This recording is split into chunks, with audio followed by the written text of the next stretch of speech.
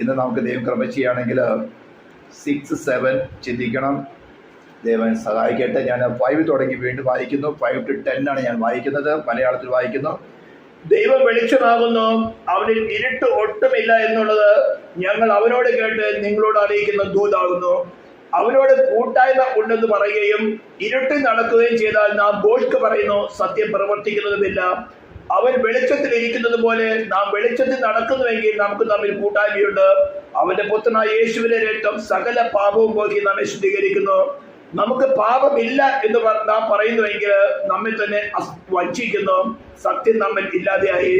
നമ്മുടെ പാപങ്ങളെ ഏറ്റുപറയുന്നുവെങ്കിൽ അവൻ നമ്മുടെ പാപങ്ങളെ ക്ഷമിച്ച് സകല അനീതിയും പോക്കി നമ്മെ ശുദ്ധീകരിപ്പാൻ തക്കവണ്ണം വിശ്വസ്തനും നീതിമാനുമാകുന്നു. നാം പാപം ചെയ്തിട്ടില്ല എന്ന് പറയുന്നുവെങ്കിൽ അവനെ അസത്യവാദിയാക്കുന്നു. അവന്റെ വചനം നമ്മൾ ഇല്ലാതെയായി. പ്രാർത്ഥിക്കാം. സ്തോത്രം. പരിശുദ്ധമായ ദൈവമേ, സ്വർഗീയ പിതാവേ, തിരുനാമത്തെ വാഴ്ത്തുന്നു, സ്തുതിക്കുന്നു. നിന്റെ സ്നേഹത്തിനായി കരുതലിനായി സ്തോത്രം ചെയ്യുന്നത് കർത്താവേ. ഇതുവരെ കർത്താവ് നീ ഞങ്ങളോട് സംസാരിച്ച കൃപയ്ക്കായി സ്തോത്രം. നിന്റെ ചിറകിൻ കീഴിൽ കർത്താവ് ഞങ്ങൾ നടത്തുന്നത് കർത്താവേ. വാഴ്ചകളെയും അധികാരികളെയും ആയുധവർഗം ഏൽപ്പിച്ച നീ ഞങ്ങളിൽ കൂടെ പ്രവർത്തിച്ച് വാഴ്ചകളെയും അധികാരികളെയും ആയുധവർഗം ഏൽപ്പിക്കുന്ന നിന്റെ കൃപയ്ക്കായി നിന്റെ സ്നേഹത്തിനായി സ്തോത്രം. സർവ്വമഹത്വം ഞങ്ങൾ ക്രൂശിലേൽപ്പിക്കുകയാണ്. ഞങ്ങൾക്കൊരു പരിജ്ഞാനമില്ല കർത്താവ്, ഒരു മഹത്വമില്ല, ഞങ്ങളിൽ ഒരു നന്മയുമില്ല കർത്താവേ. നിന്റെ വിശ്വസ്തതയ്ക്കായി സ്തോത്രം ചെയ്യുന്നു. തിരുവഴുത്തുകളിൽ കൂടി ഞങ്ങളോട് സംസാരിക്കണം. വചനങ്ങൾ ധ്യാനിപ്പാൻ കർത്താവ് കൃപ നൽകുമാറാൻ പ്രാർത്ഥിക്കുന്നു. പ്രാർത്ഥന കേട്ടതിനായി സ്തോത്രം. യേശു ക്രിസ്തുവിന്റെ നാമത്തിൽ നമ്മൾ ചിന്തിക്കാൻ പോകുന്നത് വേഴ്സ് 6 ആണ്. കഴിഞ്ഞ ദിവസം നമ്മൾ വേഴ്സ് 5 ചിന്തിച്ചു. അതിനെ തന്നെ ഒന്ന് ഡിവൈഡ് ചെയ്ത് വേഴ്സ് 1 to 4, 5 വരെ നമ്മൾ കഴിഞ്ഞ ദിവസം ചിന്തിച്ചു. അതിന്റെ ബാക്ക്ഗ്രൗണ്ട് നാം ചിന്തിച്ചിരുന്നത്, അതായത് 1-ാം നൂറ്റാണ്ടിലെ അപ്പസ്തോലന്മാരുടെ കാലഘട്ടത്തിൽ തന്നെ, 1-ാം നൂറ്റാണ്ടിലെ അപ്പസ്തോലന്മാരുടെ കാലഘട്ടത്തിൽ തന്നെ ദൈവസഭയ്ക്ക് എതിരായിക്കൊണ്ട് ദുരുപദേശത്തിൽ കൂടെ ശത്രു വളരെ ശക്തമായ ഒരു പോരാട്ടം കൊണ്ടുവന്നു. അതായത് ഗ്നോസിസം എന്നത്. അതായത് അതിന്റെ ബേസിക് കാര്യങ്ങൾ ഞാൻ കഴിഞ്ഞ ദിവസം പറഞ്ഞിരുന്നു. അതിൽ ആരെങ്കിലും പുതുതായിട്ട് വാച്ച് ചെയ്യുന്നുണ്ടെങ്കിൽ അവർക്ക് വേണ്ടി വേണം പറയുന്നത്. ഗ്നോസിസത്തിന്റെ ബേസിക് തിയറി എന്ന് പറഞ്ഞാൽ മെറ്റീരിയൽ യൂണിവേഴ്സ് കറപ്റ്റഡ് ആണെന്നും, ഇൻക്ലൂഡിങ് ഹ്യൂമാനിറ്റിയില് മനുഷ്യ ശരീരം, ഇൻക്ലൂഡിങ് യേശുവിന്റെ മനുഷ്യത്വത്തില് അവന്റെ ഹ്യൂമൻ ബോഡി കറപ്റ്റഡ് ആണെന്നും, സ്പിരിറ്റ് മാത്രമേ ഡിവൈൻ ഉള്ളതും, എന്നാൽ ഒരു പ്രത്യേക ജ്ഞാനം ലഭിക്കുന്നവർക്ക് ആ ജ്ഞാനത്തിൽ കൂടെ സ്ലോവലി അവർക്ക് ശുദ്ധീകരണം പ്രാപിച്ച് അവിടെ സാൽവേഷൻ അക്കംപ്ലിഷ് ചെയ്യാമെന്നും, അതേ സമയത്ത് തന്നെ മറ്റുള്ളവരെയും പഠിപ്പിച്ച് അവരെ സാൽവേഷനിലേക്ക് ഗൈഡ് ചെയ്യാം എന്നുള്ള ഒരു ബേസിക് തിയറി ആയിരുന്നു ഗ്നോസിസംകാർ പഠിപ്പിച്ചുകൊണ്ടിരുന്നത്. അപ്പോൾ യേശു ക്രിസ്തുവിന്റെ ഡിവിനിറ്റിയെ ചോദ്യം ചെയ്യുന്ന ഒരു വിഷയമായിരുന്നതുകൊണ്ട് അപ്പോസ്തലൻ യോഹന്നാന്റെ മേല് യേശു ക്രിസ്തുവിന്റെ ഡിവിനിറ്റിയെ പ്രൂവ് ചെയ്യുന്ന വിധത്തിലൊരു സുവിശേഷം എഴുതണം എന്നൊരു സമ്മർദ്ദം കടന്നു വന്നപ്പോഴാണ് യോഹന്നാൻ സുവിശേഷം എഴുതുന്നതും അതിനുശേഷം തന്നോട് കൂടി ഇരുന്ന വിശ്വാസികളുടെ പ്രബോധനത്തിന് വേണ്ടിയിട്ട് 3 ലേഖനങ്ങൾ എഴുതുന്നതും. ഇത് ഞാൻ വളരെ വ്യക്തമായിട്ട് 1-ാമത്തെ എപ്പിസോഡിലും അതിനുശേഷം 2-ാമത്തെ എപ്പിസോഡിലും വിശദീകരിച്ചിരുന്നു കഴിഞ്ഞ 2 ആഴ്ചകളിലായിട്ട്. ഇന്ന് നമുക്ക് ചിന്തിക്കാനുള്ളത് വേഴ്സ് 5 കഴിഞ്ഞ ആഴ്ച നാം ചിന്തിച്ചിരുന്നത് ദൈവം വെളിച്ചമാകുന്നു, അവന് ഇരുട്ടൊട്ടുമില്ല. ഗ്നോസിസുകാരുടെ പേര് പറഞ്ഞത് അവൻ യേശു ക്രിസ്തുവിന്റെ ഹ്യൂമാനിറ്റിയില് അവന്റെ ബോഡി കറപ്റ്റഡ് ആണ്, ഒരു പ്രത്യേക ജ്ഞാനം ലഭിക്കുന്നവർക്ക് മാത്രം അതിൽ കൂടെ അവരുടെ സാൽവേഷൻ അക്കംപ്ലിഷ് ചെയ്യാമെന്നായിരുന്നു. ഇതിന്റെ ഉത്ഭവം ഞാൻ പറഞ്ഞിരുന്നല്ലോ. സെമീറാമിസിൽ വ്യാപരിച്ചത് നോഹയ്ക്ക് ശേഷം ഹാമിന്റെ തലമുറയിൽ നിന്ന് കൂശി ജനിക്കുന്നു. കൂശിന്റെ ഭാര്യയായിരുന്ന സ്ത്രീയാണ്, വളരെ മോശമായിരുന്ന സ്ത്രീയാണ് സെമീറാമിസ്. കൂശിന്റെ മരണശേഷം സ്വന്തം മകനെ ഭർത്താവായി സ്വീകരിക്കുകയും നിമ്രോദ് സൂര്യദേവനായിട്ട് ആരാധിച്ചിരുന്നു. ഷേമിന്റെ തലമുറ ജീവിച്ചിരുന്ന കാലത്ത് തന്നെ രഹസ്യമായിട്ട് ഇത് ചെയ്യേണ്ടി വന്നത്. പരസ്യമായിട്ട് ചെയ്യുകയാണെങ്കിൽ ഷേമിന്റെ തലമുറ കൊന്നുകളയെന്ന് മനസ്സിലാക്കിക്കൊണ്ട് ഈ സ്ത്രീയിൽ ഒരു ദുഷ്ടശക്തി പ്രവേശിച്ച് ചില ജ്ഞാനം കൊടുത്തുകൊണ്ട് അവൾക്ക് പല ഡിവൈൻ ജ്ഞാനമുണ്ടെന്ന് പറഞ്ഞുകൊണ്ട്, ഡിവൈൻ നോളജ് ഉണ്ടെന്ന് പറഞ്ഞുകൊണ്ട് ഒരു കൂട്ടം ആൾക്കാരെ അവളുടെ കൂടെ ചേർക്കുവാനും അതിനുശേഷം തുടർന്ന് അതില് പുരോഹിതന്മാര്, കർമ്മേൽ പുരോഹിതന്മാര്, അതേപോലെ തന്നെ കർമ്മേൽ പുത്രിമാർ എന്ന് പറഞ്ഞാൽ അതിൽ നിന്നൊക്കെയാണ് ഈ ടെമ്പിൾ പ്രോസ്റ്റിറ്റ്യൂഷൻ ഒക്കെ വന്നത്. അതിന്റെ ഒരു രൂപാന്തരമാണ് ഇന്ന് പൗരോഹിത്യങ്ങളൊക്കെയും ഈ സമുദായങ്ങളിലുള്ള പൗരോഹിത്യങ്ങളൊക്കെ ഹിസ്റ്റോറിക്കലായിട്ട് നാം പഠിക്കുമ്പോൾ അതിൽ നിന്നാണ് വരുന്നത്. അതിന്റെ മേധാവിയായിരുന്നു പൊന്തീഫ്, അല്ലെങ്കിൽ ഇന്ന് പോപ്പ് എന്ന് വിളിക്കുന്നത്. അപ്പോൾ അതിൽ നിന്ന് വളരെ ശക്തമായിട്ട് യോഹന്നാൻ പറയുന്നത് 1-ാം അധ്യായത്തിൽ തന്നെ പറയുന്നത്, ആദ്യം മുതലുള്ളതും ഞങ്ങളുടെ സ്വന്തം കണ്ണുകൾ കൊണ്ട് ഞങ്ങൾ കണ്ടതും ഞങ്ങൾ നോക്കിയതും ഞങ്ങളുടെ കൈ തൊട്ടതുമായ ജീവന്റെ വചനം എന്ന് പറഞ്ഞാൽ തിരുവെഴുത്തുകളിൽ പറഞ്ഞിരിക്കുന്ന മസിഹ അല്ലെങ്കിൽ ക്രിസ്തു തന്നെയാണ് ഈ നസ്രായനായ യേശു എന്ന് ഞങ്ങൾ തിരുവെഴുത്തുകളും അതേപോലെ തന്നെ അവർ ഓരോ പ്രവൃത്തികളും ഓരോ കാര്യങ്ങളും ഞങ്ങൾ സസൂക്ഷ്മം പരിശോധിച്ച് നോക്കി. ഇവൻ തന്നെയാണ് മസിഹ എന്ന് ഞങ്ങൾ കണ്ടു. അവനിൽ ഇരുട്ടും ഒട്ടുമില്ല. ഗ്നോസിസംകാർ പറയുന്നത് പോലെയുള്ള ഒരു ഇരുട്ടും അവനിലില്ല. അവൻ ഡിവൈൻ തന്നെയാണെന്ന് ഞങ്ങൾ മനസ്സിലാക്കി. അതാണ് പറഞ്ഞത് ആദ്യം മുതലുള്ളതും. സുവിശേഷത്തിൽ പറയുന്നത് ആദ്യം വചനമുണ്ടായിരുന്നു, വചനം ദൈവത്തോട് കൂടിയായിരുന്നു, വചനം ദൈവമായിരുന്നു, അവൻ ആദ്യം ദൈവത്തോട് കൂടിയായിരുന്നു, അവൻ മുഖാന്തരം സകലതും ഉളവായതൊന്നും അവനെ കൂടാതെ ഉളവായതല്ല. ഹല്ലേലൂയ. ഇവിടെ പറയുന്നു, വീണ്ടും വിശ്വാസത്തിൽ വന്ന് ദൈവമക്കൾ ഉറപ്പിക്കുകയാണ്, അവരിൽ ഇരുട്ട് ഒട്ടുമില്ല. ഹല്ലേലൂയ. എന്നത് ഞങ്ങൾ അവരോട് കേട്ട് നിങ്ങളോട് അറിയിക്കുന്ന ദൂതാകുന്നു. ഇത് ചരിത്ര കഥയല്ല. ഉയർത്തെഴുന്നേറ്റതിന് ശേഷം അവർക്ക് പലയിടങ്ങളിൽ വെളിപ്പെട്ടുകൊണ്ട് താൻ പറഞ്ഞ ഓരോ വാഗ്ദത്തങ്ങളും നിറവേറ്റി അവരിൽ ഇരുട്ടൊട്ടും, ഇരുട്ടെന്ന് പറഞ്ഞാൽ കളവ്. സൈത്താനാണല്ലോ സകല ഭോഷ്കിന്റെ പിതാവ്. അപ്പോൾ ഇവനില് ഇരുട്ട് ഒട്ടും തന്നെയില്ല. അവൻ പറഞ്ഞിരിക്കുന്ന എല്ലാ വാഗ്ദത്തങ്ങളും അതുപോലെ തന്നെ നടക്കുന്നുണ്ട്. അവനെ കുറിച്ച് തിരുവെഴുത്തിൽ പറഞ്ഞിരിക്കുന്ന എല്ലാ കാര്യങ്ങളും തന്നെ നടന്നതാണ്. ഞങ്ങൾ അവരെ സസൂക്ഷ്മം പരിശോധിച്ച് നോക്കി. തിരുവെഴുത്തുകളിൽ പ്രകാരം ഞങ്ങൾ സസൂക്ഷ്മം പരിശോധിച്ച് നോക്കി. അവന്റെ പ്രവർത്തികളെ തിരുവെഴുത്തുകളിൽ പ്രകാരം കമ്പയർ ചെയ്തപ്പോൾ ഞങ്ങൾക്ക് മനസ്സിലായി അവരിൽ ഇരുട്ട് ഒട്ടുമില്ല. ഇതുവരെയാണ് നമ്മൾ കഴിഞ്ഞ ആഴ്ച ചിന്തിച്ചത്. ഇന്ന് നമുക്ക് ചിന്തിക്കാനുള്ളത് വേഴ്സ് 6 ആണ്. അവരോട് കൂട്ടായ്മ ഉണ്ട് എന്ന് പറയുകയും ഇരുട്ടിൽ നടക്കുകയും ചെയ്താൽ നാം ഭോഷ്ക് പറയുന്നു.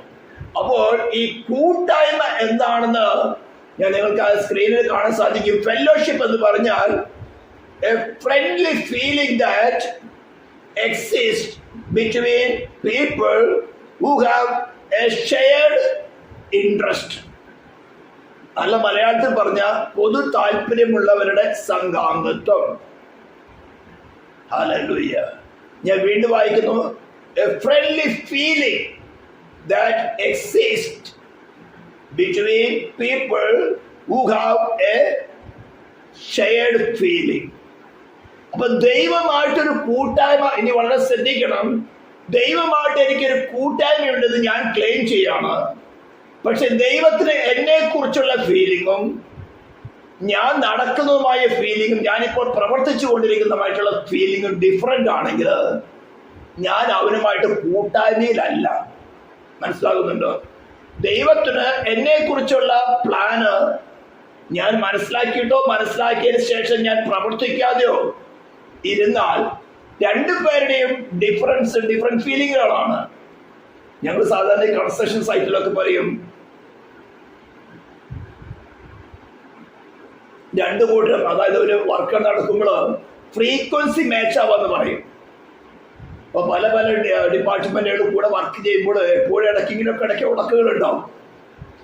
ചിലർക്ക് ഞങ്ങളുടെ വർക്ക് നേരത്തെ കഴിയണമെന്നുണ്ടാവും, ചിലർക്ക് കുറച്ചുകൂടി സ്റ്റൈല അടിക്കണമെന്നുണ്ടാകും, ഒന്ന് ഷൈൻ ചെയ്യുന്നുണ്ടാവും. ഇവിടേക്ക് എന്താ ഇപ്പൊ അവരുടെ കോമൺ ഇൻട്രസ്റ്റിൽ നിന്ന് അവർ മാറി അവരുടെ പേഴ്സണൽ ഇൻട്രസ്റ്റ് വരാൻ തുടങ്ങുമ്പോൾ അവിടെ ഞങ്ങൾ പറയും ഫ്രീക്വൻസി മിസ്മാച്ച് ആയെന്ന് പറയും. അപ്പൊ അവരെല്ലാവരും കൂടി വിളിച്ച് ഒരു ചെറിയ പാർട്ടിയൊക്കെ നടത്തി ചായയൊക്കെ കൊടുത്ത് ഒന്ന് കുറച്ച് നേരമൊക്കെ സംസാരിച്ച് കഴിയുമ്പോൾ അവിടെ അങ്ങനത്തെ സെൽഫായിട്ടുള്ള ഫീലിംഗ് മാറും. ഇവിടെ ദൈവത്തിന്റെ കാര്യത്തിന് വരുമ്പോൾ ദൈവത്തിൻ്റെതുള്ളതാന്ന് പറഞ്ഞാൽ ഡിസ്ഇൻട്രസ്റ്റഡ് ലവ് ആണ്. താൻ ആരെ സ്നേഹിക്കുന്നുവോ അവന് ഏറ്റവും നല്ലതെന്ന് എന്ന് കാണുന്നത് ഈവൻ താൻ മരിക്കേണ്ടി വന്നാലും അവര് ചെയ്തു കൊടുക്കുക എന്നുള്ളതാണ് ഡിസ്ഇൻട്രസ്റ്റഡ് ലവ് അല്ലെങ്കിൽ അഗാപ്പെ ലവ് എന്നൊരു ബേസിക് തിയറി കിടക്കുന്നത്. എന്നാൽ മനുഷ്യരായ നമ്മിൽ സെൽഫിഷ്നെസ് ഉള്ളിടത്തോളം, ഏതൻ തോട്ടത്തിൽ വെച്ച് നാം സമ്പാദിച്ചതായ സെൽഫിഷ്നെസ് ഉള്ളിടത്തോളം നമുക്ക് ദൈവമായിട്ടൊരു കൂട്ടായ്മ അസാധ്യമാണ്. അപ്പോൾ കൂട്ടായ്മ അല്ലെങ്കിൽ ഫെലോഷിപ്പ് എന്ന് പറഞ്ഞൊരു ഡെഫിനിഷനാണ് ഞാൻ വായിച്ചത്. കേംബ്രിഡ്ജ് ഡിക്ഷണറിയിൽ ഞാൻ വായിച്ചത്. പൊതു താല്പര്യമുള്ളവരുടെ സംഘാംഗത്വം. അപ്പോൾ ദൈവത്തിന് മനുഷ്യനെ കുറിച്ചുള്ള താല്പര്യം എന്താണെന്ന് വിവരിച്ചു തന്നിരിക്കുന്നതാണ് സത്യവേദ പുസ്തകം എന്ന് പറയുന്നത്. അതിനകത്ത് ക്രിസ്തു ആരാണെന്നും ക്രിസ്തുവും മനുഷ്യനുമായിട്ടുള്ള ബന്ധം എന്താണെന്നും ക്രിസ്തുവിന് മനുഷ്യന്റെ നെസസിറ്റി, ആവശ്യകത എന്താണെന്ന് വളരെ വ്യക്തമാക്കിയിരിക്കുന്ന ഒരു പുസ്തകമാണ്, അല്ലെങ്കിൽ ദൈവത്തിന്റെ വെളിപ്പാടാണ് സത്യവേദ പുസ്തകം എന്ന് പറയുന്നത്. ഇത് മനസ്സിലാക്കാതെ ഞാൻ ഈ ഭൂമിയിലായിരിക്കുന്ന എന്ത് അവസ്ഥയ്ക്കാണ്, ഏത് കാര്യത്തിലാണെന്ന് മനസ്സിലാക്കാതെ ഞാൻ ഒരു പക്ഷേ വിശ്വാസിയെന്ന് ക്ലെയിം ചെയ്യുന്നവരായിരിക്കാം. പക്ഷെ എന്റെ യാത്ര ദൈവത്തിന് എന്നെ കുറിച്ചുള്ള അല്ലെങ്കിൽ പൊതുവെ മനുഷ്യനെ കുറിച്ചുള്ള താല്പര്യത്തിൽ നിന്നും അല്പമെങ്കിലും ഡിഫറെന്റ് ആണെങ്കിൽ, ഞാൻ സ്നാനപ്പെട്ടത് കൊണ്ടോ, ഞാൻ രക്ഷ പറഞ്ഞത് കൊണ്ടോ, പരിശുദ്ധാത്മാവ് നിറവ് പ്രാപിച്ചത് കൊണ്ടോ, ആരാധിക്കുന്നത് കൊണ്ടോ, അന്യഭാഷ പറയുന്നത് കൊണ്ടോ, കൃപാവരങ്ങളെ ജ്വലിപ്പിക്കുന്നത് കൊണ്ടോ, ഈവൻ കർത്തൃമേശ എടുക്കുന്നത് കൊണ്ടോ യാതൊരു ഗുണവുമില്ല. ഞാൻ അവരുമായിട്ട് കൂട്ടായ്മയില്ല. അപ്പോൾ അവരോട് കൂട്ടായ്മയുണ്ടെന്ന് പറയുകയും ഇരുട്ടിൽ നടക്കുകയും ചെയ്താൽ നാം ഭോഷ്ക് പറയുന്നു. ഭോഷ്ക് ആരാ പറയുന്നേ? ഭോഷ്കിന്റെ പിതാവാരാ? സൈറ്റാൻ. ഹല്ലേലൂയ. അപ്പോൾ ഇതിന് നമ്മൾ ഡിവൈഡ് ചെയ്ത് പഠിക്കാൻ പോയാണ്. 1 യോഹന്നാന്റെ 1-ാം അധ്യായത്തിലെ 6-ാം വാക്യത്തിലാണ് നാം വായിക്കുന്നത്, അവരോട് കൂട്ടായ്മയുണ്ടെന്ന് പറയുക. ഹല്ലേലൂയ. ഇത് നമുക്കൊന്ന് ചിന്തിക്കണമെങ്കിൽ 15-ാം സങ്കീർത്തനം വായിക്കണം. സാം 15 ഞാനൊന്ന് എടുത്ത് വായിക്കണം. സാം 15 ആരൊക്കെയാണ് ദൈവത്തോട് കൂട്ടായ്മ നടക്കാൻ സാധിക്കുന്നതെന്ന് അറിയാൻ വേണ്ടിയിട്ടാണ്.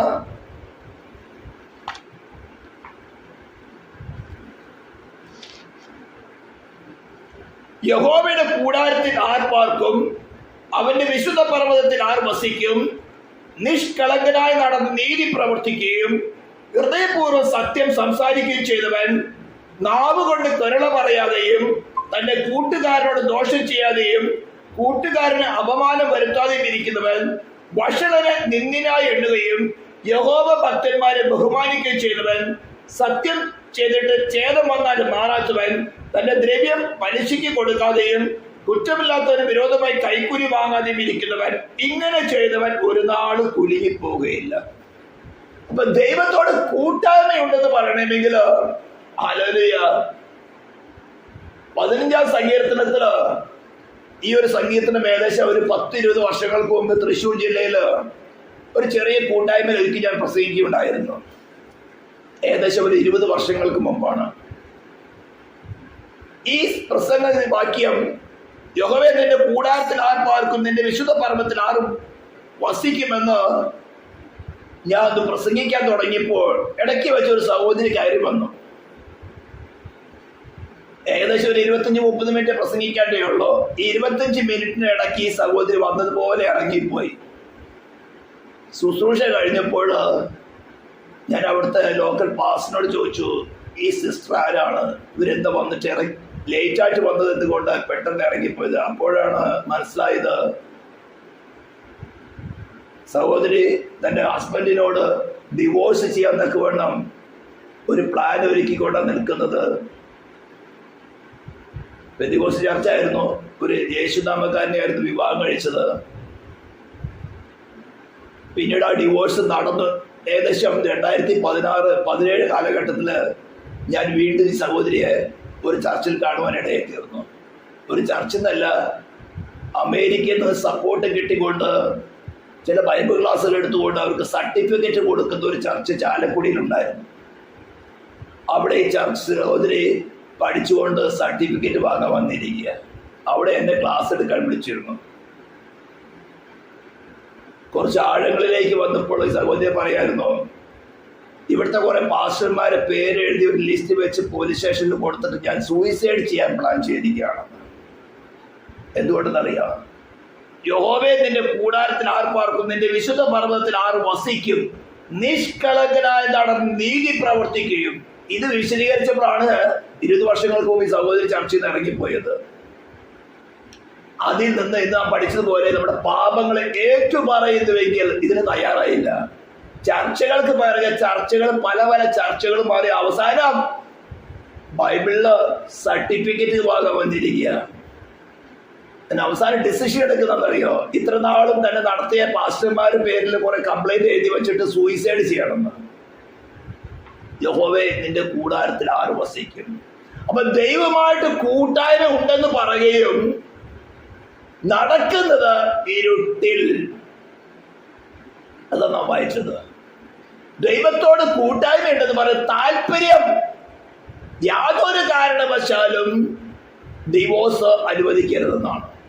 യാതൊരു കാരണം ചൊല്ലിയും ഭാര്യയെ ഉപേക്ഷിക്കരുത്. ഇത് ചെയ്തിട്ടാണ് ആലയത്തിൽ വന്നിരിക്കുന്നത്. തന്റെ അകൃത്യം കൂട്ടായ്മ ആരുമായിട്ടാണ്?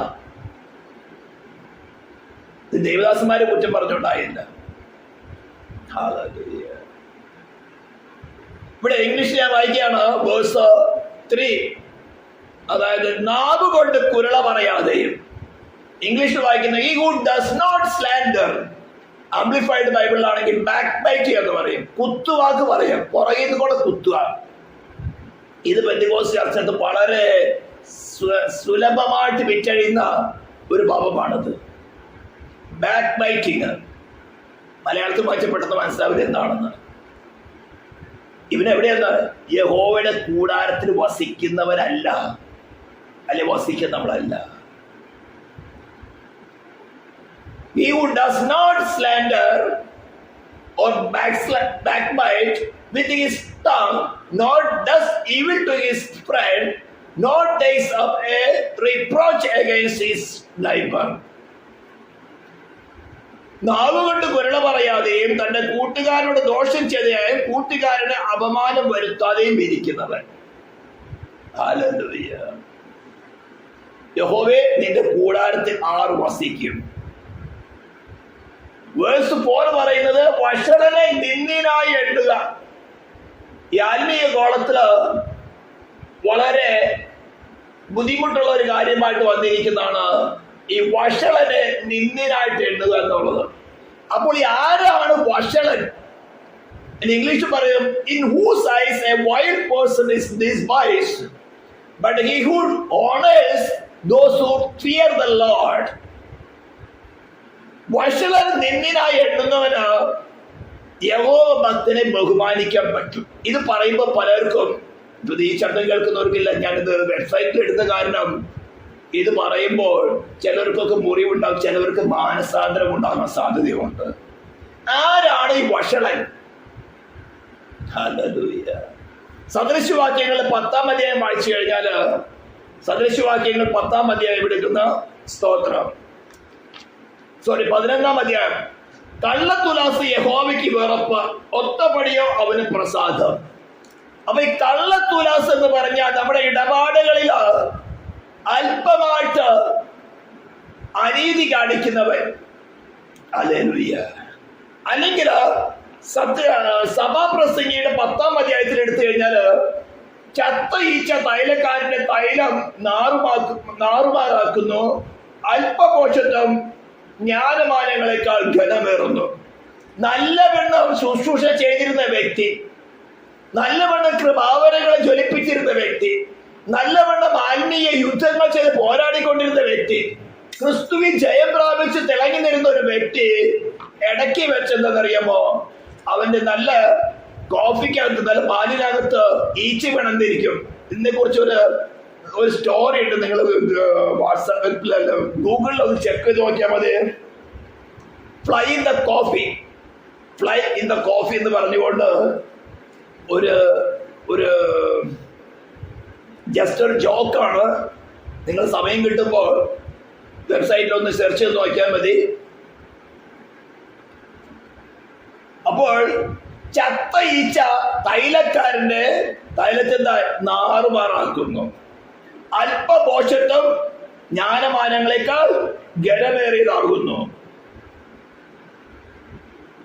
അല്പമായിട്ട് ഒരു ഈച്ച വന്ന് വീടും. നല്ല ശുശ്രൂഷ ചെയ്തുകൊണ്ടിരിക്കുന്നത്, നല്ല വിധം ആത്മീയത്തിൽ കയറുന്ന സമയത്തായിരുന്നു ഒരു ദൈവദാസനെ കുറിച്ചുകൊണ്ടോ ഒരു ദൈവ പൈതലിനെ കുറിച്ചുകൊണ്ടോ ഒരു ചെറിയ ബാക്ക് ബൈറ്റിങ്, പുറകിൽ നിന്നൊരു കുത്തുവാക്ക് സംസാരിച്ചു.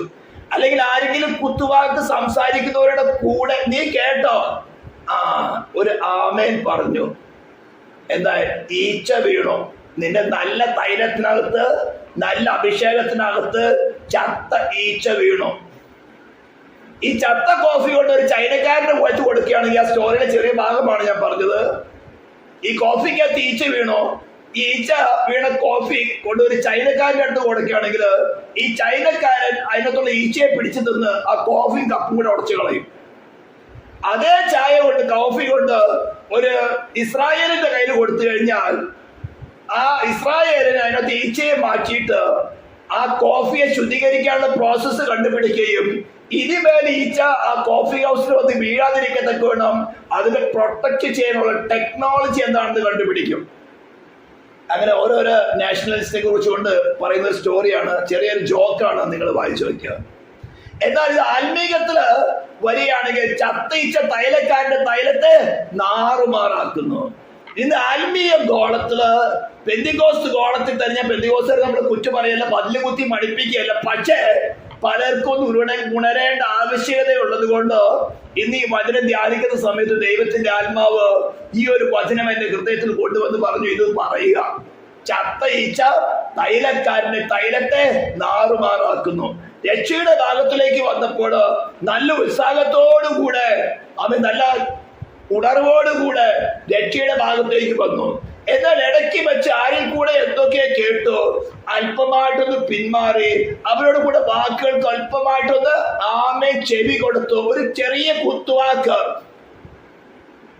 ഒരു ശുശ്രൂഷകരെ കുറിച്ച് കൊണ്ടോ, ഒരു ശുശ്രൂഷയെ കുറിച്ച് കൊണ്ടോ, ഒരു ദൈവ പൈതലിനെ കുറിച്ച് കൊണ്ടോ ഒരു ചെറിയ ബാക്ക് ബൈറ്റിംഗ് വന്നപ്പോൾ അതിനോട് ചെറുതായിട്ട് ചെവി കൊടുത്തു. നിന്റെ തൈലത്തിനകത്ത്, നിന്റെ ആത്മീയ ജീവിതത്തിനകത്ത് ചത്ത ഈച്ച വീണു.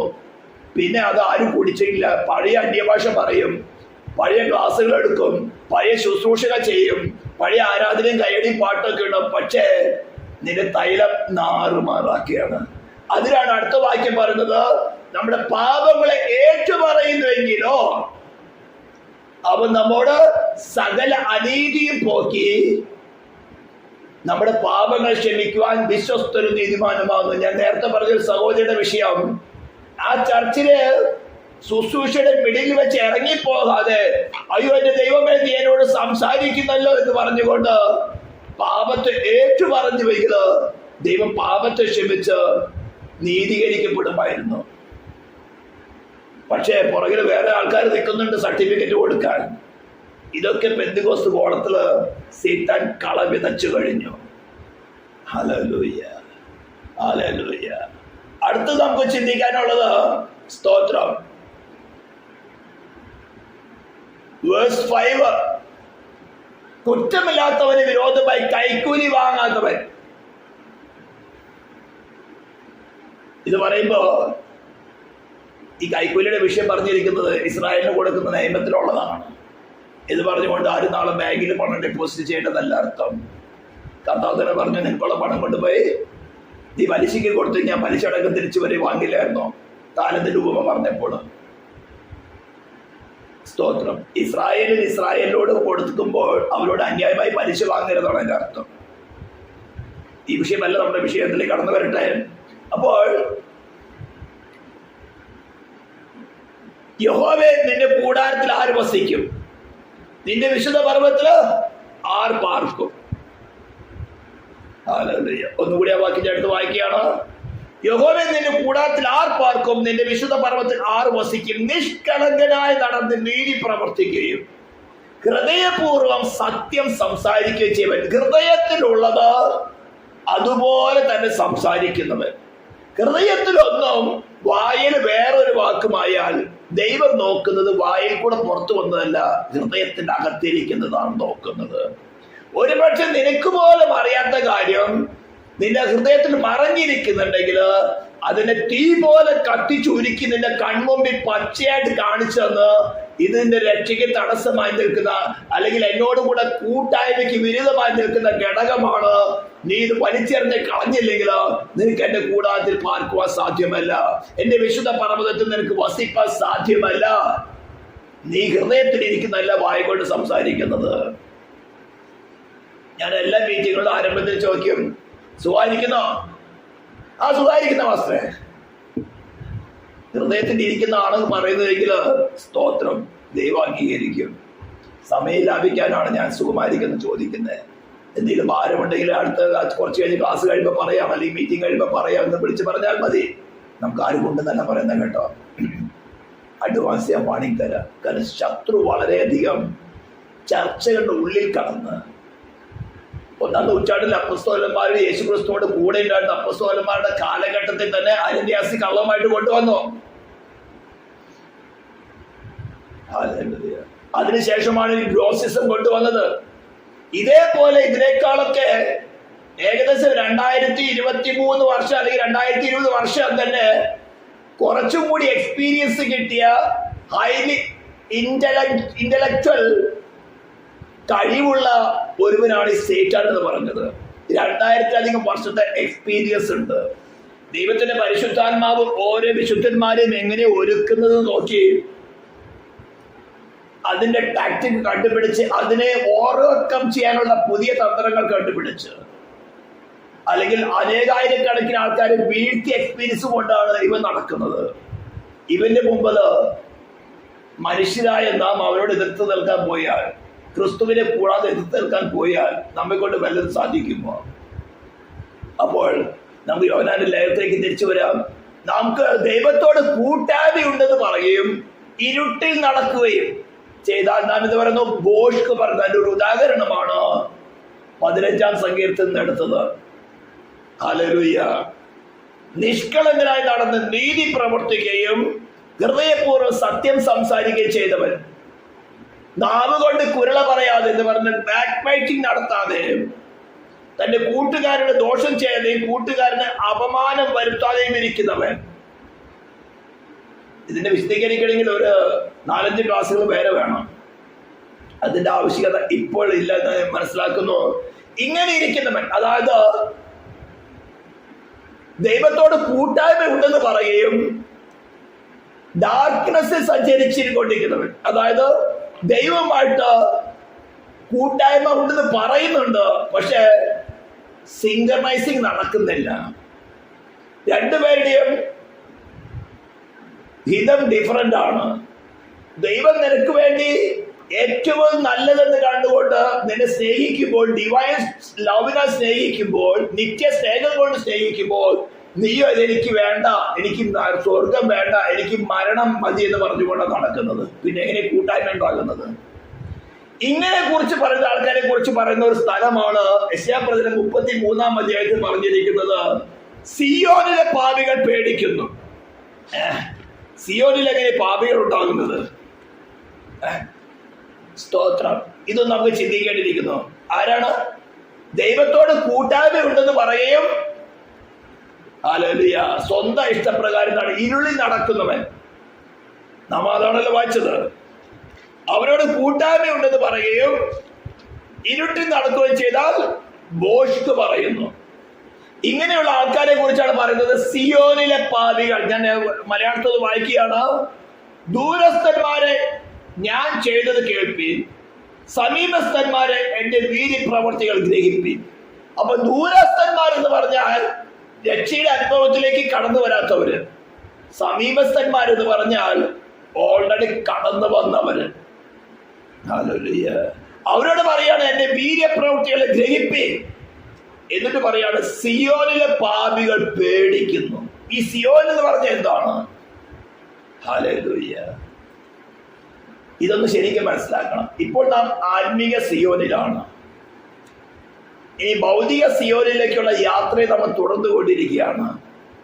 ഈ സിയോനിലേക്ക്, ആത്മീയ സിയോനിലേക്ക് പ്രവേശിക്കുന്ന ചില മാർഗങ്ങളാണ് ഞാനിവിടെ ഒരു 3 സെക്ഷനായിട്ട് കാണിച്ചിരിക്കുന്നത്. അപ്പൊ ഈ ഗ്രേ കളറിൽ കാണുന്ന ഭാഗമാണ് സാധാരണ മനുഷ്യര്, പ്രാകൃത മനുഷ്യര്. അതിനുശേഷം പിങ്ക് കളറിൽ കാണുന്ന ഭാഗമാണ് അബേ സ്തോത്രം. അവിടെ പറഞ്ഞിരിക്കുന്നത് see the kingdom of God. കർത്താവ് തന്നെ പറഞ്ഞു, പുതുതായി ജനിച്ചില്ലെങ്കിൽ ദൈവരാജ്യം കാണുവാൻ ആർക്ക് സാധിക്കുകയില്ല. അല്പമായിട്ട് വചനൊക്കെ കേട്ട് ദൈവരാജ്യത്തെ കുറിച്ച് അല്പമായിട്ടൊരു കാര്യങ്ങളൊക്കെ ഒന്ന് മനസ്സിലാക്കാൻ തുടങ്ങി, ദൈവരാജ്യത്തെ കുറിച്ച് കാണുവാൻ തുടങ്ങി.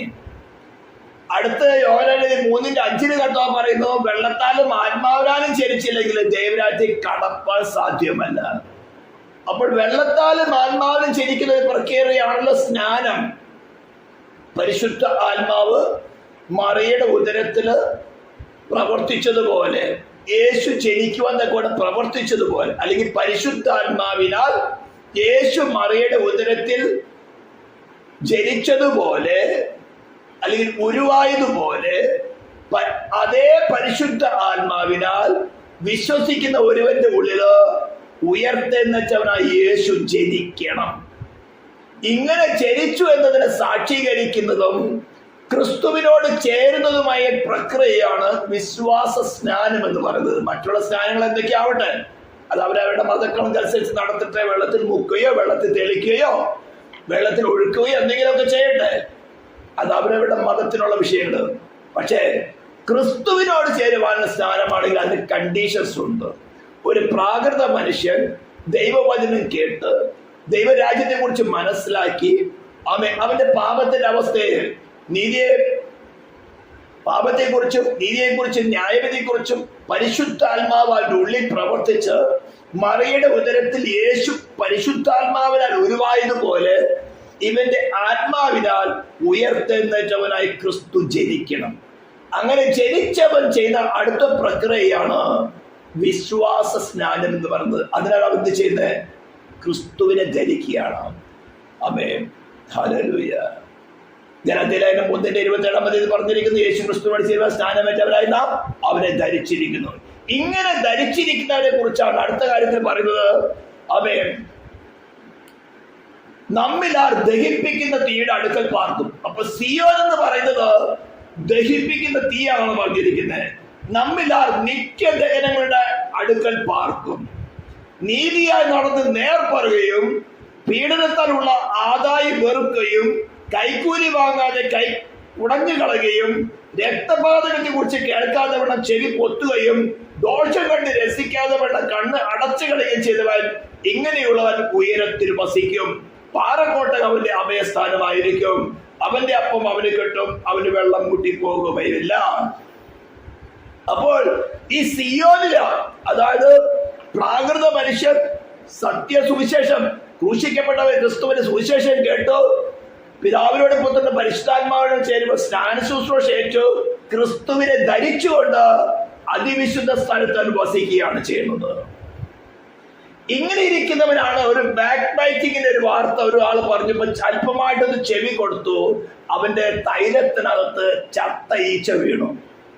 അപ്പോൾ അവൻ ആ അതിവിശുദ്ധ സ്ഥലത്ത് നിന്ന് അല്പമായിട്ട് പുറകോട്ട് പോയി. പക്ഷെ അവന് അവസരമുണ്ടായിരുന്നു നമ്മുടെ പാപങ്ങളെ ഏറ്റുപറയുന്നുവെങ്കിൽ അവൻ നമ്മോട് സകല അനീതി പോക്കി നമ്മെ ശുദ്ധീകരിപ്പാൻ വിശ്വസ്തനും നീതിമാനുമാകുന്നു. പക്ഷേ ഇതുപോലെ പ്രസംഗങ്ങൾ കേൾക്കുമ്പോഴോ ഉപദേശങ്ങൾ കേൾക്കുമ്പോ അതിനോട് നേരെ തിരിച്ച് കുത്തി ചവിട്ടി നിൽക്കുകയാണെങ്കിൽ അവൻ സ്ലോവിൽ എന്താണെന്നറിയോ, ഞാൻ അവിടെ ഒരാളെ കാണിച്ചിരിക്കുന്നുണ്ടോ ചെരിഞ്ഞു നിൽക്കുന്നത്, സ്ലോവിൽ പഴയ ലോകത്തിലേക്ക് അങ്ങ് പോകും. ഇവനെ കുറിച്ച് പറയുന്നതാണ് സിയോനിലെ പാപി. അതായത് നാം 15-ാം സങ്കീർത്തനത്തിൽ പറഞ്ഞതുപോലെ നാവ് കൊണ്ട് കുരള പറയാതെയും ബാക്ക് ബൈറ്റിംഗ് പറയാതെയും, സ്തോത്രം, ഇവൻ ലോകത്തിലേക്ക് കടന്നാൽ, ഇതുകൊണ്ടാണ് നാം ലേഖനങ്ങൾ പലയിടത്തും വായിക്കുന്നത്. റോമാലേഖനം 12 ഞാൻ എടുത്ത് വായിക്കുകയാണ്. റോമാലേഖനം 12:3 വാക്യം,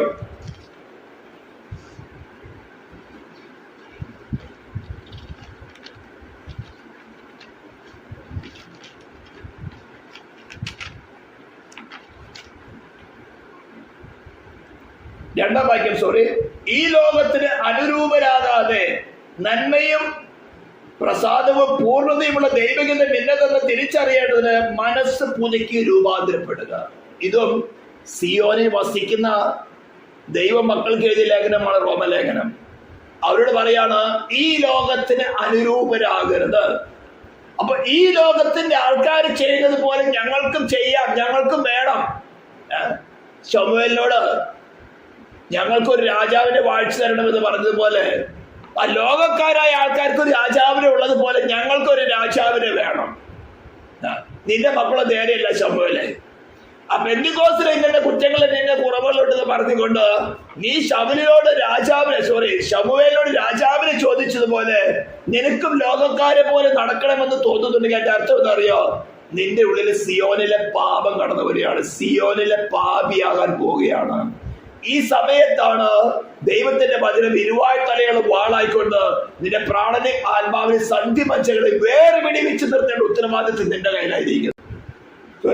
മൂന്നാം അധ്യായത്തിൽ വായിച്ചാൽ 3:13 തൊട്ട് തുടങ്ങി, നിങ്ങളിൽ ജ്ഞാനി വിവേകിയുമായവനാണ്, അവൻ ജ്ഞാന ലക്ഷണമായി സൗമ്യതയോടെ നല്ല നടപ്പിൽ തന്റെ പ്രവൃത്തികളെ കാണിക്കട്ടെ. എന്നാൽ നിങ്ങൾക്ക് ഹൃദയത്തിൽ കൈപ്പുള്ള ഈർഷ്യയും ശാഠ്യവും ഉണ്ടെങ്കിൽ സത്യത്തിന് വിരോധമായി പ്രശംസിക്കുകയും ഭോഷ്ക് പറയുകയും വരുത്. ഇത് ഉയരത്തുനിന്ന് വരുന്ന ജ്ഞാനമല്ല, ഭൗമികവും പ്രാകൃതവും പൈശാചികവുമായത്രേ. ഈർഷ്യയും ശാഠ്യവും ഉള്ളിടത്ത് കലക്കവും സകല ദുഷ്പ്രവൃത്തിയുമുണ്ട്.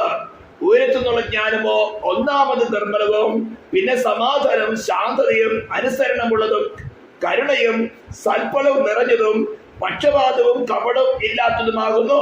എന്നാൽ സമാധാനം ഉണ്ടാക്കുന്നവൻ സമാധാനത്തിൽ വെച്ച് നീതി എന്ന ഫലം കൊയ്യും. ഹല്ലേലൂയ. അപ്പോൾ ഈ സിയോനിലെ പാപികളുടെ ചില സ്വഭാവങ്ങൾ വേദപുസ്തകത്തിൽ പ്രത്യേകിച്ച് ലേഖനങ്ങളിൽ വായിച്ചാൽ കാണാൻ സാധിക്കും. കൊരിന്ത്യർ സഭയ്ക്കകത്തുള്ള സിയോനിലെ പാപികൾ ഉണ്ടായിരുന്നു. ഞാൻ പൗലോസിന്റെ പക്ഷക്കാരൻ, അപ്പോലോസിന്റെ പക്ഷക്കാരൻ, ക്രിസ്തുവിന്റെ പക്ഷക്കാരൻ. പക്ഷപാതം പിടിക്കുന്നത്.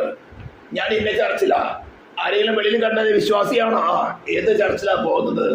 IPC ആണെന്ന് പറഞ്ഞ first grade, church of God എന്ന് പറഞ്ഞ സെക്കൻഡ് ഗ്രേഡ്, ഷാരോൻ എന്നാണ് തേർഡ് ഗ്രേഡ്. ഇനി സ്വതന്ത്രൻ എന്ന് പറഞ്ഞാൽ -1 ഗ്രേഡ്. നോക്കുന്നത് ഡിനോമിനേഷന്റെ പേരാ. കാരണം അറിയാം, ശവക്കല്ലറ കൂടുതലുള്ള സ്ഥലമാണ്, മെമ്പർഷിപ്പ് കൂടുതലുള്ള സ്ഥലമാണ്. നീ സിയോനിലെ പാപിയ. സിയോനിലെ പാപിക്ക് എന്താ അറിയോ? പേടി വരാനുള്ള കാരണം എന്താ? ഈ പാപവും ക്രിസ്തുവും തമ്മിൽ പൊരുത്തപ്പെടുന്നതല്ല. 2 കൊരിന്ത്യർ 3:14 വായിച്ചാല് 2 Corinthians chapter 3 verse 14 onwards.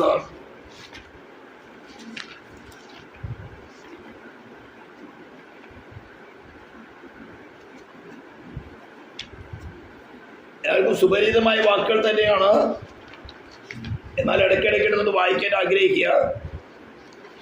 2 കൊരിന്ത്യൻസിന്റെ chapter 6 verse 14 onwards.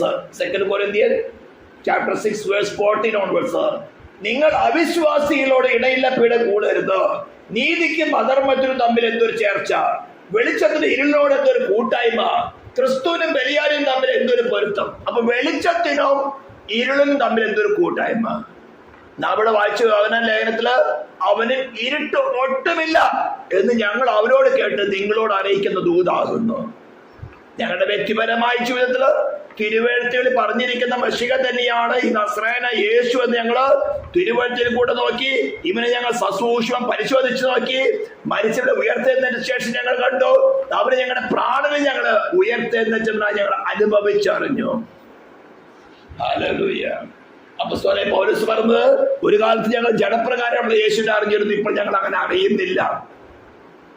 2 Corinthians chapter 5:16. ഞങ്ങളിപ്പോൾ ഉയർത്തെഴുന്നേറ്റവനെ ക്രിസ്തുവിനെ ഞങ്ങളുടെ സോളിൽ അനുഭവിച്ചുകൊണ്ടാണ് പറയുന്നത്. അപ്പോൾ അവനിൽ ഇരുട്ടൊട്ടും തന്നെ ഇല്ലെന്നാ ഞങ്ങൾക്ക് പൂർണ്ണ ധൈര്യമായി. ഇവിടെ അതിന് പറയാണ്, ആമേ സ്തോത്രം, വെളിച്ചത്തിന് ഇരുളിനോട് എന്തൊരു കൂട്ടായ്മ. സിയോനിൽ വസിക്കുവാൻ ക്രിസ്തുവിനോട് ചേരുവാൻ സ്നാനപ്പെട്ട് അതിവിശുദ്ധ സ്ഥലത്ത് വസിക്കുകയാണ്. പക്ഷേ ഇടയ്ക്ക് വച്ച് തൈലക്കാരന്റെ തൈലത്തിൽ ഒരു ചത്ത ഈച്ച വീണു. ഒരു ദുരുപദേശത്തിന്റെ വാക്ക്, അല്ലെങ്കിൽ എവിടെന്നെങ്കിലും ഒരു ബാക്ക് ബൈറ്റിങ്ങിന്റെ വാക്ക്, ഒരു തെറ്റായ ഉപദേശം കടന്നു വന്നു. തൈലക്കാരൻ നിന്റെ തൈലത്തില് ഈച്ച വീണു. പിന്നെ എന്താ തോന്നുക അറിയാം? അവര് വിശുദ്ധന്മാരല്ലയോ, അവര് ക്രിസ്തുവിനെയല്ല പ്രസംഗിക്കുന്നത്. അനേക തിരുവഴുത്തുകളും വേണമെങ്കിൽ കോട്ട് ചെയ്യാം. അവരിതങ്ങനെ വിധിക്കാൻ പാടില്ല, അവരെ കുറ്റം പറയാൻ പാടില്ല. അവര് ദൈവത്തിന്റെ വേലയല്ലേ ചെയ്യുന്നത്, ദൈവത്തിന് വേണ്ടിയല്ല അവര് പ്രസംഗിക്കുന്നത്. എവിടെയെന്നറിയാം? നിന്റെ തൈലത്തിനകത്ത് ഈച്ച വീണു, തൈലം നാറി തുടങ്ങി. ഇതുകൊണ്ട് അനേകർക്ക് വിളമ്പാതെ നിന്റെ തൈലത്തിൽ വീണ ഈച്ചയെ മാറ്റിക്കളയുന്ന പരിപാടിയാണ് ദൈവക്രമം ചെയ്താൽ അടുത്ത ആഴ്ച ശുശ്രൂഷിക്കാം. നിങ്ങളുടെ പാപങ്ങളെ ഏറ്റുപറയുന്നുവെങ്കിലോ അവൻ നമ്മോട് ക്ഷമിച്ച സകല അനീതി പോക്കി നിന്നെ ശുദ്ധീകരിപ്പാൻ വിശ്വസ്തരും നീതിമാനുമാണ്. ഇത് പറയാതെ, ഇത് ചെയ്യാതെ മറ്റുള്ളവരെ വിധിച്ച്, സത്യസുവിശേഷം പ്രസംഗിക്കുന്നതിന് വിധിച്ചും കുറ്റം പറഞ്ഞും അവൻ എങ്ങനെയാന്ന് പറഞ്ഞ നിന്റെ തൈലം നേരെ അവൻ പോകുന്നില്ല. ചത്ത് കിടക്കുന്ന ഈച്ചയെ നീ എടുത്തു കളയണം. അത് നിന്റെ ഡ്യൂട്ടിയാണ്. നിങ്ങൾ അവിശ്വാസികളോട് ഇടയില്ല പിഴ കൂടരുത്. നീതിക്കും അധർമ്മത്തിനും തമ്മിൽ എന്തോ ഒരു ചേർച്ച, വെളിച്ചത്തിന് ഇരുളോട് എന്തൊരു കൂട്ടായ്മ, ക്രിസ്തുവിനും ബലിയാനും തമ്മിൽ എന്തോ ഒരു പൊരുത്തം. അപ്പോൾ സിയോനിൽ വസിക്കുന്ന പാപിയുടെ ഉള്ളില് ക്രിസ്തുവിന് വസിക്കാൻ സാധ്യമല്ല. അവൻ അവിടെ കറന്ന് അവിടെ ദഹിപ്പിക്കുന്ന അഗ്നിയാണത്. നിത്യദഹനത്തിന്റെ സ്ഥലമാണ്. അവിടുന്ന് ഉടനെ അവൻ പുറത്തു വരും. ഉടനെ പാപത്തിന്റെ പ്രേരണ വരുമ്പോൾ ദൈവത്തിന്റെ ആത്മാവ് നോ നോ നോ എന്ന് ശക്തമായി വാണിംഗ് മനസ്സാക്ഷിയിൽ കൊടുത്തിട്ടും അതിനേക്കാളും അധികമായിട്ട് നമ്മുടെ ഹവം വെച്ച് ഇവിടെ ഉള്ളിലൊരു മോഹം ഗർഭം ധരിച്ചു പാപത്തെ പ്രസവിച്ചതും തോട്ടത്തിൽ നമ്മളെല്ലാവരും പുറത്താവാൻ കാരണമായി തീർന്നു. ഇങ്ങനെയുള്ള പുറത്തു വന്നതെന്ന് അറിയാമോ? ഇവന്റെ ലോകക്കാർ ഇവനെ കൂട്ടില്ല. കാരണം ലോകത്തിന്റെ ആത്മാവിന് അറിയാം ഇവൻ പെന്തിക്കോസുകാരൻ. പുറമെ നോക്കുമ്പോൾ പെന്തിക്കോസുകാരൻ, അകമേ ലോകവുമായിട്ട് കൂട്ടായ്മ, ഇരുളുമായിട്ട് കൂട്ടായ്മ. ദൈവം വെളിച്ചമാകുന്നു, അവന് ഇരുട്ട് ഒട്ടുമില്ല എന്ന് ഞങ്ങൾ അനുഭവിച്ചുകൊണ്ട് സാക്ഷ്യം പറയുമ്പോൾ ഇവന്റെ കൂട്ടായ്മ ഇരുളിനോടാ. ഇരുളിന്റെ അധികാരി ആരാ? ഈ ലോകത്തിന്റെ ദൈവമാണ് സ്ട്രേറ്റാണ്. അവിടെ നിന്നാൽ പിന്നെ വെളിച്ചത്തിലേക്ക് നോക്കുമ്പോൾ പല്ലുകുത്തി മണപ്പിക്കുന്ന സ്വഭാവം ഉണ്ടാവുകയുള്ളൂ. ദൈവദാസന്മാര് സത്യോപദേശത്തെ ദുഷിക്കുന്ന സ്വഭാവമുണ്ട്. കാരണം നീ നിൽക്കുന്ന സ്ഥലം ഇരുളുമായിട്ടുള്ള കൂട്ടായ്മയാണ്. നീ പറയുന്നത് എനിക്ക് വെളിച്ചത്തോട് കൂട്ടായ്മയുണ്ട്, പക്ഷെ നീ നടക്കുന്നത് വെളിച്ചത്തിലല്ല.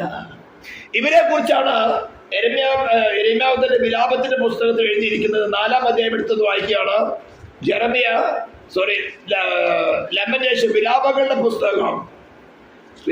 പുസ്തകത്തില് 4-ാം അധ്യായം 1 തുടങ്ങിയുള്ള വാക്യങ്ങള്. അയ്യോ പൊന്ന് മങ്ങിപ്പോയി, നിർമ്മല തങ്കം മാറിപ്പോയി.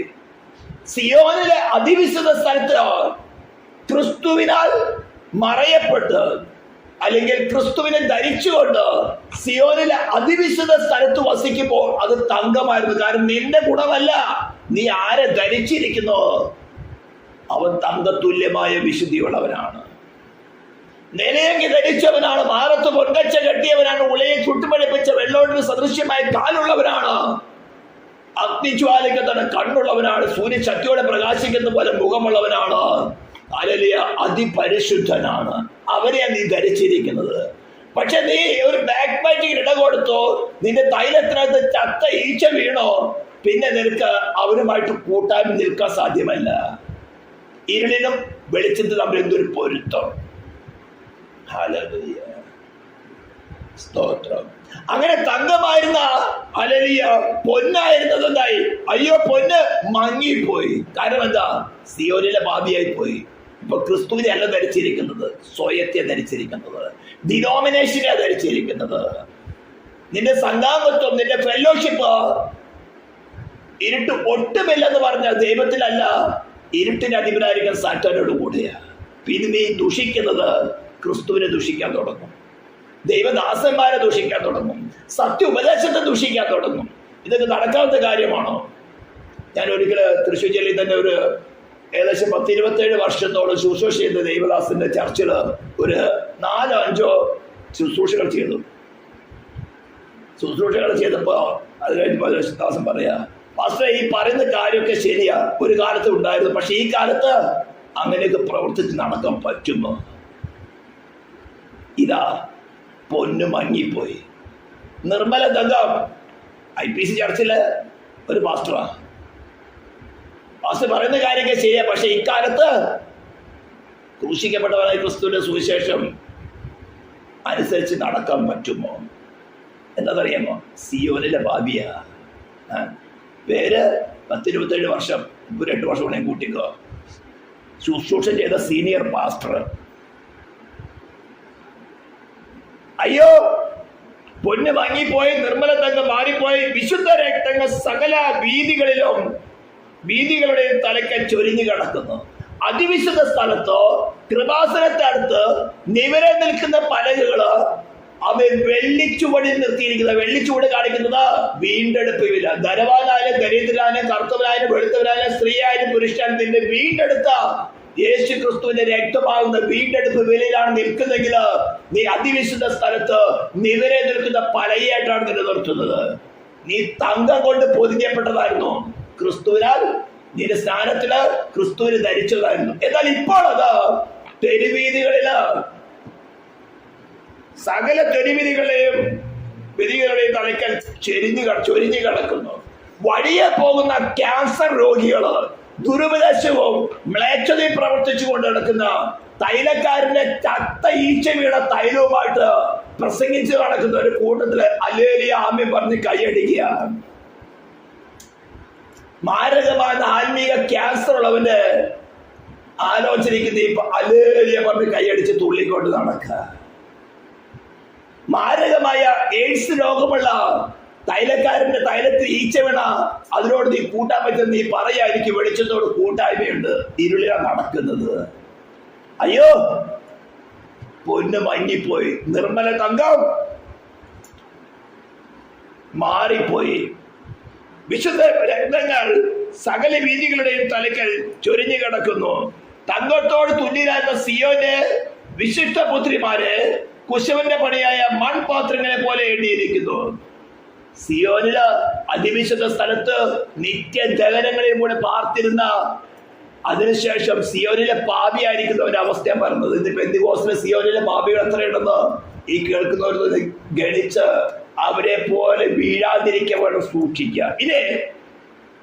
ഇങ്ങനെ സിയോനിലെ പാപികൾ പുറത്തു വന്നാൽ അവരുടെ സ്വഭാവത്തെ കുറിച്ച് അതുകൂടെ വായിച്ചതിനു ശേഷം നിർത്താൻ ആഗ്രഹിക്കുകയാണ്.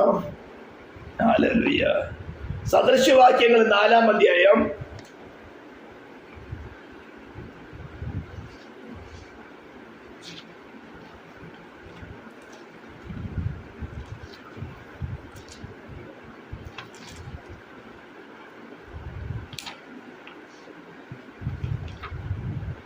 4-ാം അധ്യായത്തില് 14-ാം വാക്യം തുടങ്ങി. സദൃശ്യവാക്യങ്ങള് പ്രോവർബ്സ് ചാപ്റ്റർ 4 വേഴ്സസ് 14 ഓൺവേഴ്സ്. ദുഷ്ടന്മാരുടെ പാതി നീ ചെല്ലരുത്, ദുർജനത്തിന്റെ വഴി നടക്കുകയും വരുത്, അതിനോട് അകന്നു നിൽക്കുക. ഇവരാണ് സിയോനിലെ പാപികള്. ദുഷ്ടന്മാരുടെ പാതി നീ ചെല്ലരുത്, ദുർജനത്തിന്റെ വഴി നടക്കുകയും വരുത്, അതിനോട് അകന്നു നിൽക്കുക, അത് നടക്കരുത്, അത് വിട്ടുമാറി കടന്നു പോകുക. അവർ ദോഷം ചെയ്തിട്ടല്ലാതെ ഉറങ്ങുകയില്ല, വല്ലവരെ വീഴ്ചിട്ടല്ലാതെ അവർക്ക് ഉറക്കം വരികയുമില്ല. ഈ സിയോനിലെ പാപികളായിട്ട് തങ്ങളുടെ പാപങ്ങളെ ഏറ്റുപറഞ്ഞ് കർത്താവിന്റെ കൃപയാൽ ശുദ്ധീകരണം പ്രാപിച്ച് സിയോനിൽ അതിവിശുദ്ധ സ്ഥലത്ത് നിത്യദഹനങ്ങളിൽ പാർക്കുവാൻ തക്കോടെ ദൈവം അവസരങ്ങൾക്ക് വരെ അവസരം തന്നിട്ടും അതിൽ താല്പര്യമില്ലാതെ സ്വന്തം ഇഷ്ടപ്രകാരം നടക്കുന്ന ഇരുളിൽ പാർക്കുന്നവന്റെ സ്വഭാവത്തെ കുറിച്ച് പറഞ്ഞത്. വല്ലവരെ വീഴ്ചിട്ടല്ലാതെ അവർക്ക് ഉറക്കം വരികയില്ല.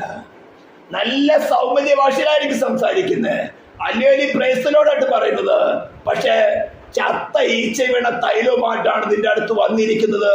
നിന്നെ വീഴ്ത്തുവാനാണെന്ന് സസൂക്ഷ്മം മനസ്സിലാക്കി വെച്ചുകൊള്ളുക. ഇങ്ങനെയുള്ള അനേകരെ ഞാൻ ആത്മീയ കോളത്തിൽ കണ്ടതിന് ശേഷമാണ് പറയുന്നത്. പിന്നെ അവർക്ക് ദൈവമക്കളായിട്ട് കൂട്ടായ്മയ്ക്ക് താല്പര്യമുണ്ടാവില്ല, ദൈവമക്കളോട് കൂടെ പ്രാർത്ഥിക്കാൻ താല്പര്യമുണ്ടാകില്ല, ദൈവമക്കളോട് കൂടെ ആരാധിക്കാൻ താല്പര്യമുണ്ടാകില്ല. പറയും എന്റെ കയ്യിലും തൈലമുണ്ട്, പുസ്തകം വായിക്കും, വലിയ പ്രാർത്ഥന ആരാധനയായിരിക്കും, പഴയ അന്യഭാഷയും പറയും. പക്ഷെ നിന്റെ തൈലത്തില് ചത്തയിച്ച വീടിരിക്കുക, നാറിക്കൊണ്ടിരിക്കുക. ആത്മാവിൽ വിവേചിക്കാൻ കഴിവുള്ളവർക്ക് അത് മനസ്സിലാകും. മനുഷ്യർക്ക് അങ്ങനെയാണെങ്കിൽ അഗ്നിജ്വാലിക്കുന്ന കണ്ണുള്ളവൻ എത്രമാത്രം മനസ്സിലാകും. അതുകൊണ്ട് ദൈവത്തോട് കൂട്ടായ്മ ഉണ്ടെന്ന് പറയുകയും ഇരുളിൽ നടക്കുകയും ചെയ്താൽ നീ ബോഷ്ക്ക് പറയാം. ബോഷ്കിന്റെ പിതാവ് സൈറ്റാനാണ്. അതുകൊണ്ട് ഇതിൽ നിന്ന് രക്ഷ പ്രാപിച്ച് അതിവിശ്വാസ സ്ഥലത്ത് വസിക്കാനുള്ള കാര്യം എങ്ങനെ ചെയ്യാമെന്ന് ദൈവകൃപയാണെങ്കിൽ അടുത്ത ആഴ്ച നമുക്ക് ചിന്തിക്കാം, നമുക്ക് പ്രാർത്ഥിക്കാം. പരിശുദ്ധമായ ദൈവമേ, സ്വർഗീയ പിതാവേ, അനുഗ്രഹിതമായിട്ടുള്ള ഈ നല്ല സന്ധ്യാസമയത്തിലെ കർത്താവിനെ വാഴ്ത്തുന്നു ശ്രദ്ധിക്കുന്നു. നിന്റെ കൃപയാൽ മാത്രമേ കർത്താവേ ഞങ്ങൾക്ക് നിന്നോടുകൂടെ വസിപ്പാൻ സാധ്യമുള്ളൂ. ഞങ്ങൾ കർത്താവേ പാപത്തിലൊരുവായത് ഞങ്ങൾ കർത്താവ് നിന്നോട് ശത്രുത്വമുള്ളതും നിന്റെ ന്യായപ്രമാണത്തിന് കീഴ്പ്പെടാത്തതുമായ സ്വഭാവമുള്ളവർ. എങ്കിലും കർത്താവ് നിന്നോട് ചേരുവാൻ സ്ഥാനപ്പെട്ട് നിന്നെ വസിക്കാൻ ആഗ്രഹിക്കുന്നവരെ കുഞ്ഞുങ്ങൾ നിർത്തുവാൻ നിശക്തനാണ് കർത്താവ്. സാത്താന്റെ പള്ളിയിരിക്കുന്നിടത്ത് തന്നെ, സാത്താന്റെ സിംഹാസനിരിക്കുന്നിടത്ത് തന്നെ, അന്തിപ്പാസിനെ കൊന്ന കാലത്ത് പോലും നിങ്ങളുടെ വിശ്വാസം ത്യജിക്കാത്ത കാത്തു പരിപാലിപ്പാൻ നീ വിശ്വസ്തനും സത്യമാനും നീതിമാനുമാണല്ലോ. നിന്റെ ദയാൽ ഈ ശബ്ദം കേൾക്കുന്ന ഓരോ ജനത്തെ നിർത്തുമാറാകണമെന്ന് പ്രാർത്ഥിക്കുന്നു. പ്രാർത്ഥന കേട്ടതിനായ സ്തോത്രം. യേശു ക്രിസ്തുവിന്റെ നാമത്തിൽ തന്നെ നമ്മുടെ കർത്താവ് യേശു ക്രിസ്തുവിന്റെ കൃപയും പിതാവായ ദൈവത്തിന്റെ സ്നേഹവും പരിശുദ്ധാത്മായ ദൈവത്തിന്റെ സഹവാസവും കൂട്ടായ്മയും നാം കേട്ടാലുള്ള ഓരോ വചനത്തിന്മേലും, നാം പ്രാർത്ഥിച്ച ഓരോ വിഷയത്തിന്മേലും, നാം അനുഗ്രഹിച്ച അനുഗ്രഹങ്ങളുടെ മേലും ഹല്ലേലൂയ ഈ നിമിഷം തുടങ്ങി നമ്മുടെ കർത്താവായ യേശു ക്രിസ്തുവിന്റെ മേഘ പ്രത്യക്ഷത വരെയും പ്രവർത്തിക്കുമാറാകട്ടെ. ക്രിസ്തു യേശു നൽകിയ ദൈവത്തെ കരങ്ങളെ വിട്ട് നമുക്ക് ഒരിക്കൽ കൂടെ സ്തുതിക്കാം. ഹല്ലേലൂയ, ഹല്ലേലൂയ, ഹല്ലേലൂയ. ആമേൻ. കർത്താവായ യേശുവേ വരയണമേ. സ്തോത്രം.